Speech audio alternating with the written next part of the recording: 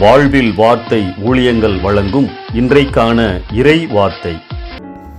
நம் ஆண்டவர் இயேசு கிறிஸ்துவின் இணையற்ற நாமத்தில் வாழ்த்துக்கள்.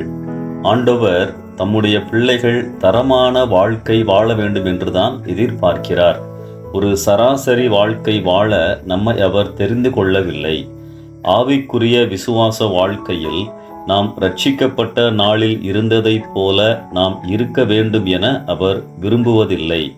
அவரை போல மாறிக்கொண்டே இருக்க வேண்டும் என்பதே அவருடைய விருப்பம். நீதிமொழிகள் 2ஆம் அதிகாரம் 7ஆம் வசனத்தின் பின்பகுதி இவ்விதமாய் கூறுகிறது: உத்தமமாய் நடக்கிறவர்களுக்கு அவர் கேடகமாய் இருக்கிறார்.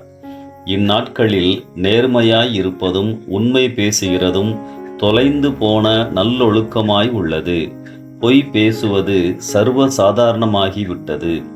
தகவல் தொடர்பு அதிகமாய் உள்ள காலகட்டத்தில் வாழ்கிறோம். ஆனால் தெரிவிக்கப்படும் பெரும்பாலான தகவல்கள் பொய்யாகவே உள்ளது.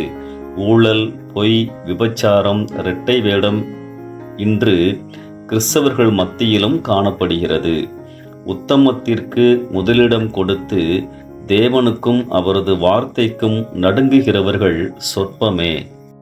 உத்தமமான வாழ்க்கையைத்தான் ஆண்டவர் நம்மிடத்தில் எதிர்பார்க்கிறார். உத்தமம் என்றால் மாசற்ற, நேர்மையான, உண்மையான, யதார்த்தமான, ஒளிவு மறைவின்மை என பொருள் கொள்ளலாம். உத்தமம் என்பது பாவமின்மை அல்ல, அது பரிசுத்தத்திற்கான ஏக்கம். நாம் உத்தமமாய் வாழ உண்மையாகவே விருப்பமாக முயற்சிக்கும் போது ஆண்டவர் நம்மோடு இருந்து நம்மை பலப்படுத்துகிறார், பாதுகாப்பாய் இருக்கிறார். வெளிநாட்டில் நடந்த ஒரு சம்பவத்தை கூறுகிறேன். மீன்பிடிக்கும் போட்டி நடந்தது. ஒரு சிறுவன் தூண்டிலோடு அமர்ந்திருந்தான். நண்பகல் 12 மணி முதல் மாலை 6 மணி வரை. அந்த நேரத்தில் பிடிபடும் பெரிய மீனுக்கு பரிசு. 5:59 வரை பிடித்த மீன்களில் பெரிய மீன் 4.6 கிலோ இருந்தது. கிளம்ப ஆயத்தமாயினர். தூண்டில் இழுத்தது. 5 கிலோவுக்கு பெரிய மீன். பையனுக்கு சந்தோஷம். அப்பா கடியாரத்தை பார்க்கிறார். 6:01. மீனை விட்டுவிடு. மகன் ஏமாற்றம் அடைந்தாலும் வாழ்க்கை பாடமாகிய உத்தமத்தை கற்றுக்கொண்டான். அன்பானவர்களே, மனச்சாட்சிக்கு செவி கொடுங்கள், திருமறைக்கு செவி கொடுங்கள், ஆலோசனைக்கு செவி கொடுங்கள். உங்கள் ஆன்மீக தோல்விகளுக்கு பிறர் மீது பழி போடாதீர்கள்.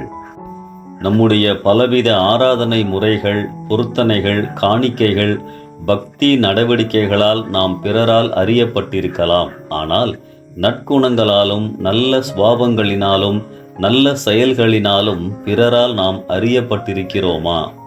ஆம், உத்தமமாய் வாழ்பவர்களுக்கு நம் ஆண்டவர் கேடகமாய் இருக்கிறார். உத்தமமாய் வாழ இவ்வாண்டின் துவக்கத்தில் அர்ப்பணம் செய்வோம். ஆண்டவரிடத்தில் உறுதிமொழி கூறுவோம்.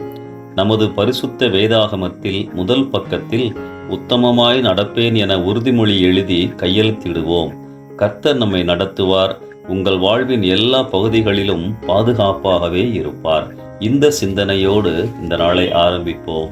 ஆமென்.